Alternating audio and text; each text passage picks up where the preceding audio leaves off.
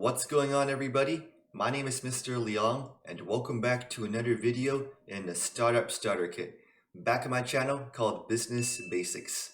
Thanks for tuning in, and today we are going to look at customer loyalty and retention. It's the goal for any business to look at ways not only acquiring new customers, but to find ways to develop loyalty programs to encourage existing customers to frequent the business more often. Because if you want consistent revenues and sales to grow for your business, you have to find ways to develop incentives and reasons for your existing customers to come and shop at your business.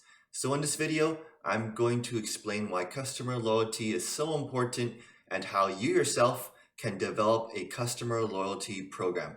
Let's get started.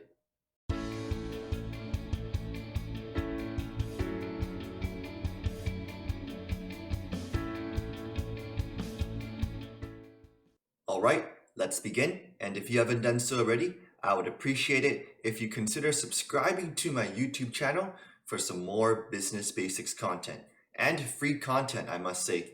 Now let's look at customer loyalty.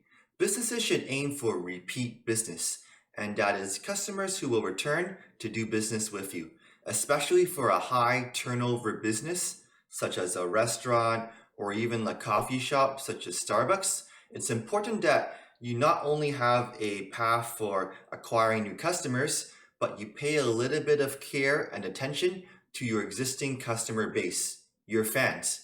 And these fans and a certain number of individuals may actually contribute a lot to the revenue for a restaurant. According to Pareto's principle, it's estimated that perhaps 20% of your business will contribute to 80% of your business's revenue. So obviously it's important that you have strategies in place for retaining customers and turning them into loyal customers. Your loyal customers are those that are going to buy your products consistently, regardless if there's sales or promotions, because they're going to spread the word, they're going to be fans, and they're going to advocate for your business. Your customer acquisition strategy is also going to vary on if you are a new business or an existing business. Because if you are a new business, obviously customer acquisition and finding ways at attracting new customers is going to be more important. But once there's a little bit of momentum and all of a sudden the customers are going to come back and they're sharing the word, then you might want to focus on customer retention and loyalty programs and incentives. You wouldn't focus on customer loyalty programs if there's not already an existing customer base. As you can see over here, retention strategies are essential if you want to scale and grow your business. Imagine you are a business owner and you're always hiring employees because there's very high turnover. And you're always thinking about training costs, interviews. That time cost kind of applies to this scenario. If you're always trying to onboard and acquire new customers, this is going to be very expensive and time consuming. So this is why customer loyalty and retention are so important.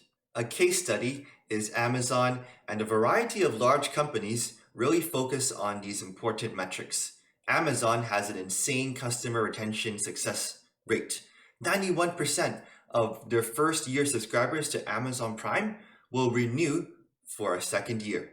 Now here's the thing, Amazon Prime is a shipping incentive, you get free shipping, but you also get access to films and videos, and there's a lot of perks, which means that there's a lot of reasons why customers are going to renew. There are significant benefits that outweigh the cost of the $100 or so for Amazon Prime for 1 year. So the question remains, how do we create loyalty programs or retention programs that help to encourage customers to frequent the business more often, and especially your business? A comprehensive program can help to create structure and a plan for retaining customers. And some considerations include rewards programs, email marketing, discounts for continued purchases, customer account information and CRM, but also special perks for retaining customers are definitely some things that you can incorporate in your retention and loyalty programs. Think about all the big businesses that you've shopped at. They'll probably ask for your email address, they'll send you flyers and coupons, and all of that helps to contribute to customer loyalty and retention. So I'm going to give you some tips on how to establish customer loyalty programs for your business. Let's get started. Let's look at a specific industry, the telephone service and telecommunications. Obviously, there's a few main players and a little bit of choice in determining your provider. But if you don't have a good experience and the service is poor, you're going to go to one of the competitors. Maybe they might have better deals. Maybe they might have more personalized and responsive customer service. So let's say you're on the line for 2 hours. You're overbilled, there's a problem with your invoice, and the service is poor. Obviously, you're going to consider going to the next competitor. So it's up to that business to realize that there has been a poor customer experience and find ways to correct the situation. So that's why maybe in your email, you'll probably see these businesses asking for feedback and how they can improve the customer experience, which is so important in the loyalty and retention program.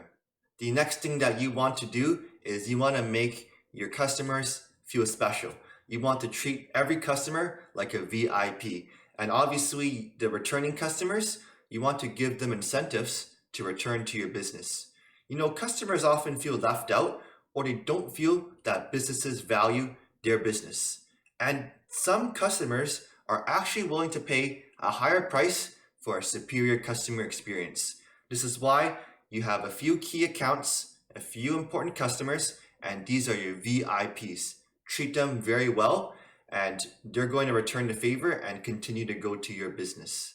Some businesses may also have some VIP specials. Something to consider. There are some exclusive products, maybe there's early access, and this is what I often see in Patreon, because maybe you have some YouTubers or some social media individuals, and they'll give early access or perks or privileges to customers that will invest in them and buy their Patreon. So something to consider for your business. So now let's talk about Starbucks for a little bit. Starbucks has a phenomenal rewards program, and a lot of my friends have the Starbucks app, and there's a lot of perks for being on the app. You get a free drink on your birthday, you have a certain level or tier of rewards, and there's a lot of perks because you can order from the app, and all of a sudden you go to Starbucks and the drink is already prepared for you. A lot of these rewards and benefits are relevant, and that's why a lot of customers would rather frequent Starbucks than go to their competitors. And Starbucks gets a lot of really valuable information and can find ways to personalize the experience. They collect all that information, the purchase data, and that data is converted to information for Starbucks decision making. So in this case, by encouraging frequent purchases, by sort of instilling perks and incentives into your program, you're going to find that these customers are going to frequent your business more often, rather than the occasional 1 or 2 times a year. So this is a great way to promote customer loyalty and retention. Another tip for loyalty and retention is to just check in with your customers from time to time. Periodic emails can help to really encourage purchases. And what you may do is you also want to communicate new product offerings, invitations for sales, and also special promotions. Stay in touch with your customers. Engage them periodically. Who knows, maybe a follow-up email or a check-in can actually lead to some sales. Maybe you're a paper company and all of a sudden you want to check in with your customers and to see what their paper needs are, and they'll probably say, hey, either we don't need any more paper, we're good, or maybe they do need paper, but they haven't had the time to check in with your business. So that could be a way to increase sales, because by checking in with them, you can figure out what their needs are and how your products can be of benefit to them.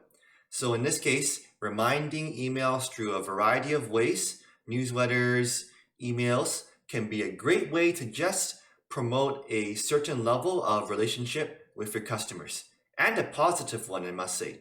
I think it's quite nice that some businesses are reaching out periodically, because if you're feeling ignored, I'm not sure that you want to continue to go to that business because maybe you might go somewhere else where you feel more valued.